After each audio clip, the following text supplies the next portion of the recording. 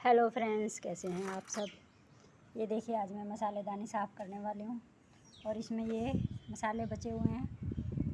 थोड़ी थोड़ी हल्दी, गरम मसाला, ये धनिया पाउडर, अमचूर, और इनसे बनेगी ऑर्गेनिक बहुत ही ठंडी खाद।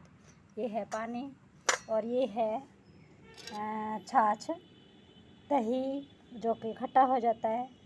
और 2-3 दिन का जब हो जाए, अगर आप यूज़ नहीं कर रहे हैं, खाना नहीं है, उसे फेंकने के बजाय इससे आप ठंडी खाद बना सकते हैं।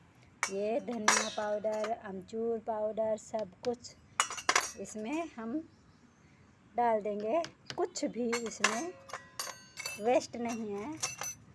अमचूर में थोड़ा सा वो हो गया, और ये हल्दी पाउडर, सब कुछ डाल दिया है और ये दही भी डाल दिया। अब इसको हम मिक्स कर देंगे। इसको हमने बहुत अच्छे से मिक्स कर दिया है। ये देखिए, इसको बहुत अच्छे से मिक्स कर दिया। अब इसको हम रख देंगे 2 दिन के लिए। 24 घंटे कम से कम ढक दिया है। और फिर हम इसको यूज करेंगे सभी प्लांटों में। आप मेरे प्लांट्स देख सकते हैं, बहुत ही हरे भरे हैं सब। ये देखिए, केला, तुलसी जी, सब प्लांट बहुत हरे भरे हैं।